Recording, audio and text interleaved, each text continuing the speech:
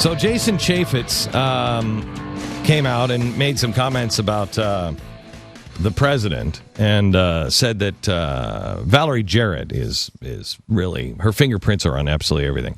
I think Valerie Jarrett is one of the mastermind architects behind a lot of the stuff that goes on in the White House. I'm not convinced that the president really does much. I think he hates his job.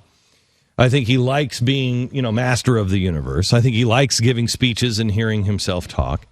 But I'm not convinced that he likes the day-to-day. I think he's bored with it. As Valerie Jarrett said, he's bored with it. He's just so far above it, and he's so smart that he gets bored with it. Now, if I am going to endear myself to a guy who has an enormous ego as it is, that's exactly what I'm caught in the press saying. He's just so bored with it. He is so smart that he is so far above things that it's too simple for him. And that way I can go in and he can say, Glenn, what are you saying about me? And I can say, Mr. President, that's true. That's true. And, let us, please, let us handle some of this stuff. There's worse things you could say about him than that. Yeah. Let us handle some of that stuff. Mm-hmm. And I think the president is bored by things. He doesn't care about the details. He doesn't care about any of those things. He cares about one thing, the fundamental transformation That's it. of America. Yeah, and so he's involved in that. And then he's Philip Dru.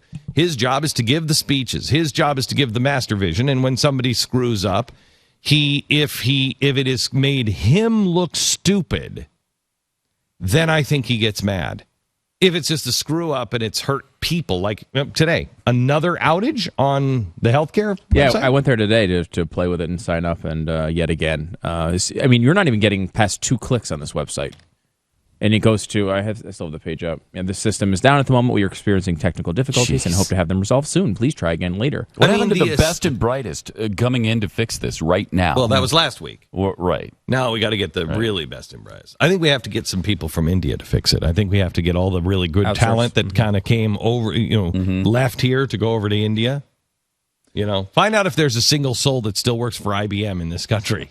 Maybe get them involved. So are you thinking that, because the excuse they have when anything goes wrong is the president didn't know about it. He didn't know about the German spying thing. He didn't know about healthcare.gov. He's got a European attitude. And you know what Europeans are like. Europeans, they're nice and everything else. But when it comes to work ethic, the guy who's running my company for me, he used to be the lead consultant over in France for a massive company.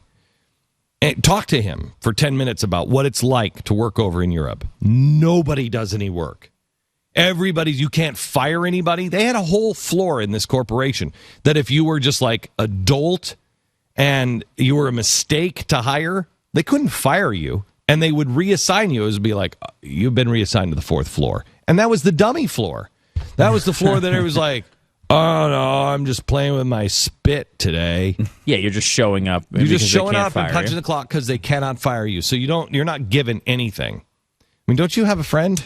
Yeah, a friend of mine he's from Sweden, and his brother is moving here to work for a big company. And he's just kind of just in the process. And as he got over here, the first thing he having complete culture shock because he can't believe how hard Americans work as compared to Sweden.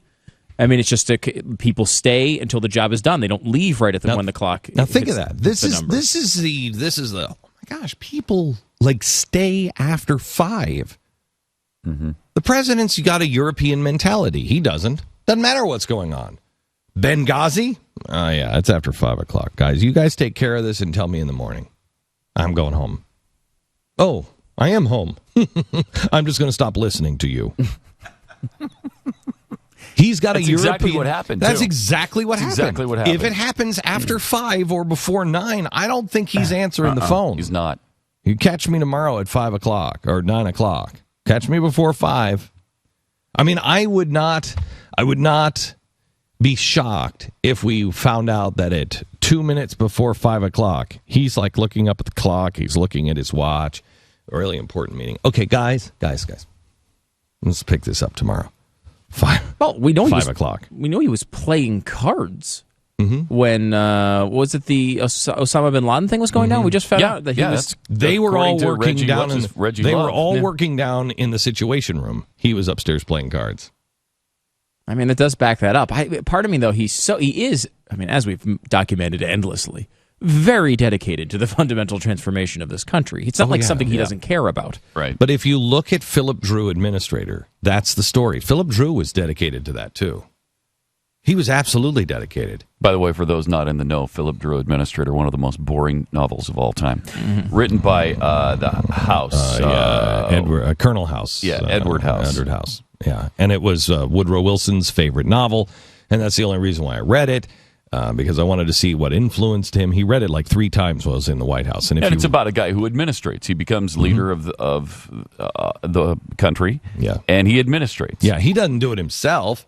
He finds the experts to run it. Look, I need to, I need somebody to figure out jobs. Good, let's get a board of labor together. And it's all socialism. We'll just get all the labor boards together, and then I'll appoint somebody to oversee that, and then they'll just come to me and say, labor's fixed. I got it. And so that's what he does.